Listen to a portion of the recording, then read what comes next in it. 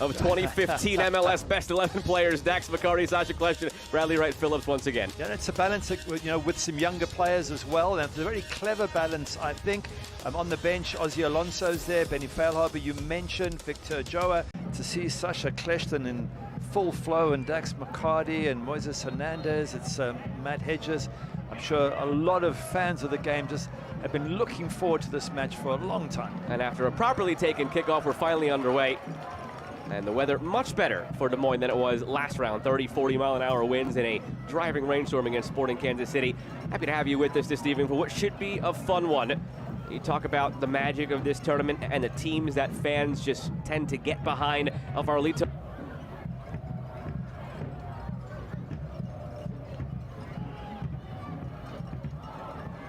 Corner on by the wayside for Omaha. Had a good chat with Charlie Latshaw III, the head coach of this Des Moines team, just about what it's like right now for the club, how he even goes about coaching these veterans. I mean, you've got Benny Feilhaber sitting on the bench tonight, who's been a professional head coach for the last 3 years at MLS Next Pro. So he said he's in an interesting position where he's mostly just facilitating conversations for the time being. Charlie Latshaw, very different from what his job will be in a few weeks when the page turns to the USL 2 summer season for Des Moines. That's when they'll have a lot of college kids and younger kids in for that USL 2 season over the summer, and all those college players playing before they go off to their clubs. Look out, Hedges gives it away. Gomez takes it, Gomez goes for goal, saved by Carvalho. Been facilitating conversations, and they might have a conversation about this mistake from Hedges.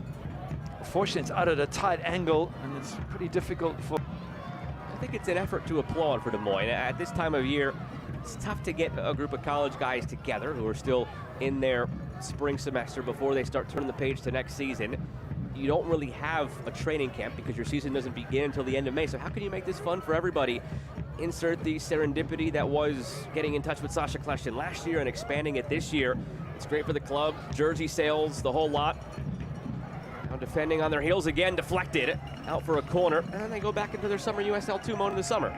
So you could have the best of both worlds, have some Open Cup fun, and then get down to business in a few weeks' time. You're talking about Coach Charlie Latshaw III. He did say to us he put together a 30-page opposition analysis to give to all the players. So it's not like they're just arriving and putting on their boots and playing. They've obviously had to sit down. And he was saying that they flew in, they fly in for about 36 hours together, stay in a hotel, have one training session, and then sit and go through this opposition analysis. So they've certainly done some homework, have Des Moines Menace before this match. To the back post from the corner, header saved by Carvalho. Long throw from Enzo Carvalho, trying to get Okawa on the break. Omaha on the prowl again. Max Schneider.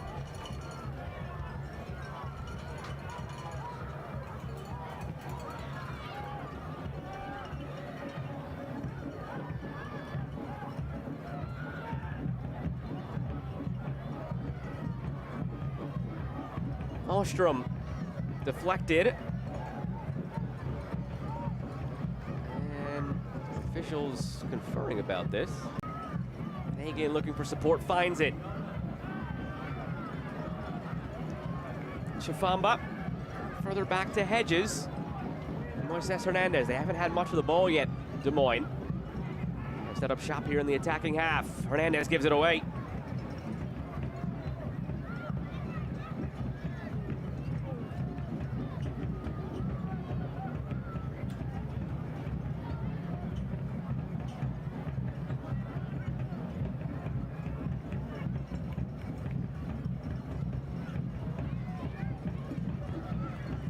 Hernandez chasing.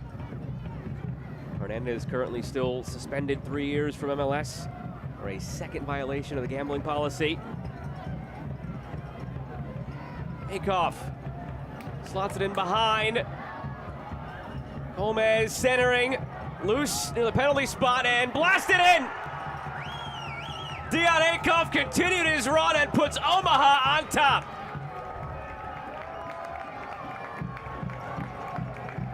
That's a good strike and a good finish. He scored in the last match as well, did Akoff against Tormenta, and he buries that one, but give Gomez some credit. This is Akoff starting it all down this right-hand side. He bombs forward, but you're going to see the pro teams, just cohesion and fitness. It comes down to those two things. And over the course of 90 minutes, the team that's more cohesive and fitter usually wins. You get the one-offs like an Up Farolito where they have the quality and they have a structure, and year over year return a lot of the same players, so they can actually have some chemistry. But outside of that, it's cohesion and fitness that wins. Plus, you're looking at the double champions. I mean, this is a fantastic League One side as that shot just whips past. Setting records last season, a coach who really understands and gets the best out of them. So it's not just any League One side, it's the best of the best in League One that's fit and ready to go, and that makes it very difficult for Des Moines Menace. When we chatted to their coach, Charlie Latchall III, he said to us, well, they have the athletic benefit or advantage, we have the soccer IQ advantage. He said we have to use our experience to mitigate risk. So I think is his nice way of saying we just have to use our brains and be careful.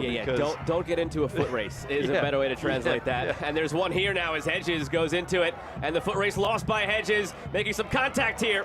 Saved by Carvalho. Got away from Hedges, which I think he did really well to do that. Here I'm thinking just lob the keeper, and he sort of hits it. El Farolito showed that last night, going 1-0 down and ending up beating Monterey Bay from the USL. Half an hour gone here in West Des Moines, Iowa. Alongside Manchester United great Gary Bailey, I'm Joe Malfa. Glad to have you with us here this evening. Second round action in the 110th edition of Lamar Hunt U.S. Open Cup. Saw 6 matches yesterday, 10 total matches today. Many of those have either gone final or are on the brink of going final. Saw Loudon win 4-2 over the amateur side Virginia Dream. In extra time right now, Portland Hearts of Pine against Hartford Athletic 1-1. USL League One side hosting a USL Championship side. Got our first crack at the Chattanooga Derby. That's in extra time at 1-1. Over 12,000 fans in attendance at that one. Chattanooga FC of MLS Next Pro against the Chattanooga Red Wolves of USL League One.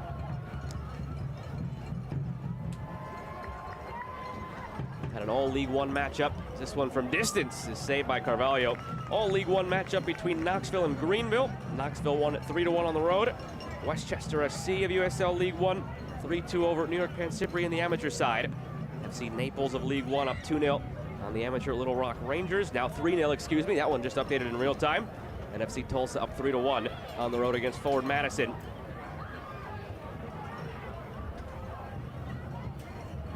Gallardo chipping it through. A look at the offside flag, and it comes up. Yeah, definitely a few yards offside, but they're threatening, aren't they, through the middle? Just had a quick look at XG for Des Moines Menace. It is 0.00. As we thought, they haven't created anything. And for the visitors, Union Omaha 0.64. So the goal they've got sort of fairly reflected by the expected goals. And they're very good at defending Union Omaha against Tormenta away last match. They restricted Tormenta on Tormenta's home ground to 0.15 expected goals over the entire 90 minutes. So again, they're right up against it, Des Moines Menace. They've got a lot of work to do if they're going to get through to the next round of this cup.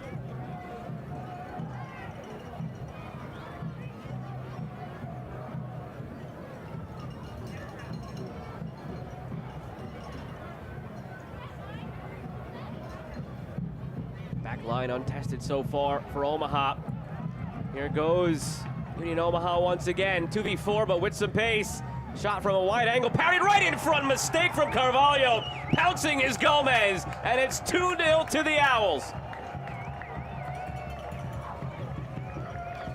Good finish from Aaron Gomez in the right place at the right time. Keeper, as you say, Enzo Carvalho, not able to hold the ball, spoons it right into the danger area, but credit for the shot that puts the goalkeeper under pressure. Could be some numbers here, though, for the Menace. And hesitation, but now awarded as a free kick for Des Moines. Shove in the back and a yellow card given for that. So Max Schneider coming back, and he's having a little nibble there, a little bit too much for the referee's liking, Christian Hernandez.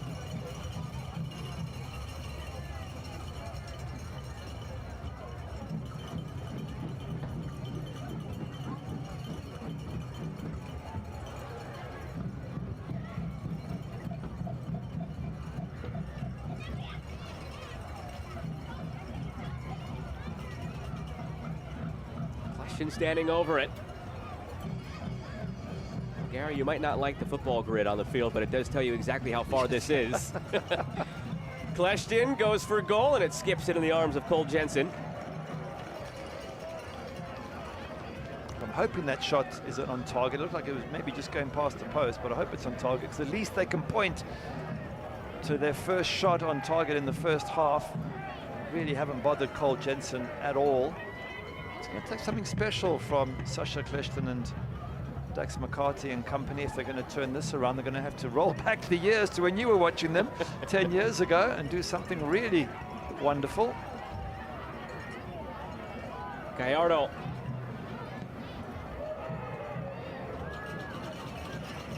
Not sure what that was. Was he going between the posts? Did he get From 30 yards out with a little bit of a diagonal, call it 34 yards out. Kleshtin chips it in, the header from Okawa just wide. Oh, but he's certainly got to make Cole Jensen work, and Max Snyder and Knapp as well. Ooh, risky from the keeper. You know, you've got players on yellows. Part of the game is, if that's a weakness, you work on it and see if you can force a second yellow, and then the game does change hugely. And the players you mentioned all down the spine of this team. They're number 10, their defensive midfielder, and a center back. So all right down the middle. And another card maybe out of that list. It looked like the referee was about to reach to his pocket here. 2 minutes come and gone. This should be the last play of the half. Free kick toward the back post, gathered by Carvalho. Charlie Ostrom putting that in a little bit too close to the keeper. It's been a good last sort of 5 minutes by Des Moines Menace. It's the first time we've seen them on the front foot. They've had a few free kicks. They've had some nice moves, and I think they can take that positivity into the locker room. And there is the whistle to end half number 1. Omaha up 2-0 on Des Moines. It's the third time these teams are meeting in the last 4 years. From the corner, the header blocked in front, still loose, and Carvalho keeps it out. Scramble in front. Omaha really knocking on the door already here early in this second half to make it 3. 2 substitutions for each team at halftime.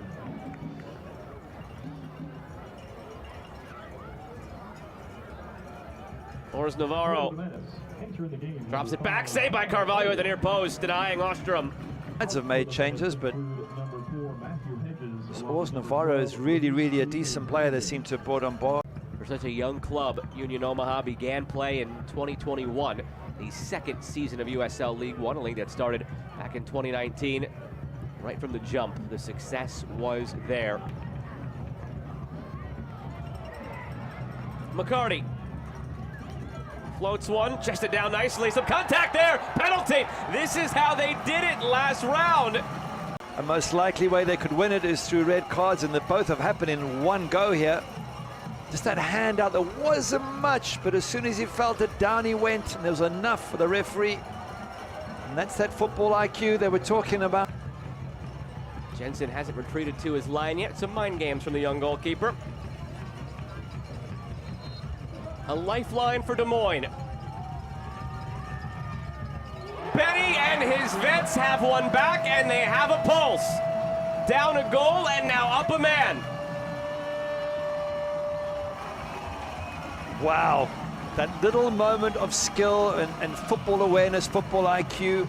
Just felt that arm around his shoulder, down he went. He gets goal side there. Eddie Fehlhaber was also best 11 in 2015. Schneider goes for a goal from an audacious distance, forces Carvalho to touch it over the bar and out for a corner. It's a fantastic strike. Goalkeeper, it might have just been going. Union Omaha get the third, because all the time it's 2-1. You got a chance of an equalizer, taking the game into extra time. From the corner. If you're Omaha, that tells you just be careful. If you avoid conceding a penalty, you might be fine here. Still up 2-1. They'd love an insurance goal to get it back up to a 2-goal lead, though. In behind for Ors Navarro, centered. Ball went far post. The run came center of the 6 by Prosper Kasim. Yeah, it was a case of Prosper looked like he was going to go deep into the far post, and that's what Ors Navarro saw before he put his head down, and then he changed to Prosper Kasim, tried to come inside. A little bit of lack of communication or understanding perhaps between the two players. Ostrom goes from a distance. Carvalho smothers. The lack of match fitness from Des Moines and the players who haven't been playing regularly. This is an amateur outfit, as we've explained. Whether they're going to start to tire a little bit. And again, I'm sure Dom Casciato, the Union Omaha coach, is saying to his players, keep the pace up, move the ball around, close them down, high press where possible. That's the big advantage that this professional team have over the amateurs. Teams will learn their fates tomorrow. The third round draw for the Open Cup at 1 p.m. Eastern Time tomorrow on the Golazo Network. I'll be with Jamie Watson for the draw. If you don't like where your team ends up, blame Jamie. If you like where your team ends up, you can thank me. Don't tell him I said that.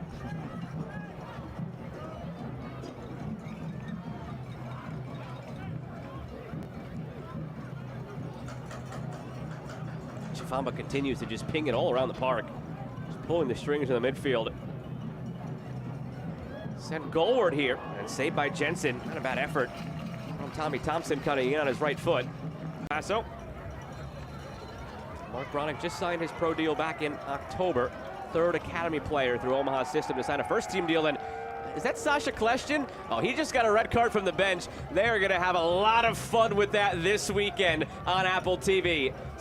The lower division side, the amateur side, Flatirons won. Scored a late goal. Finished 2-1. Now played in behind. And it's touched over the bar by Carvalho. He's been quite busy, but this is the space they can get if they attack you. Maybe too many players push forward there from Des Moines Menace. They were never able to find that goal to make it 3-1 Omaha last round. Headed centrally by Coleman. They were looking for that third goal to go back up by 2 and breathe easier against Flatirons. It never came. Can they find it tonight? In a game that's followed a similar script. Coleman heads it back centrally. Flicked on by Milanese, but the foul called against Omaha.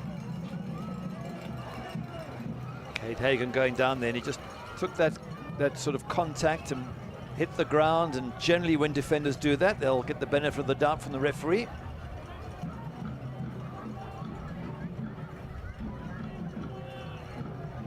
Don't get to be champions, double champions in a season and break all records without being, well organized, understanding each other.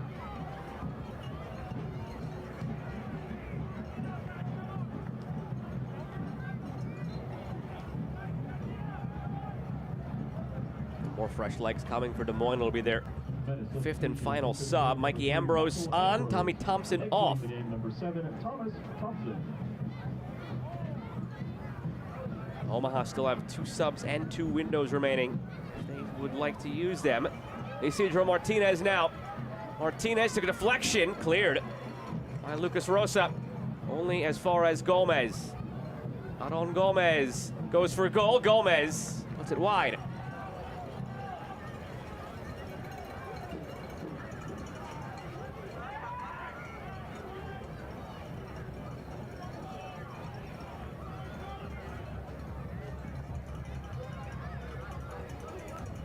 Shifamba. Feilhaber. Looking for Nsegusi. Not a bad ball. Nsegusi chips it, but wide. Oh, brilliant ball by Feilhaber. The speed of Nsegusi made it interesting. Well, the goalkeeper's very relieved here. I'm not sure he had to come for this. He's got a defender dealing with it. And suddenly leaves that entire goal gaping open for Nsegusi, who's not that far wide. Maybe we'll look back at that and think that was an unnecessary risk that he took, and he's lucky to get away with it. Gary, I'm not a coach.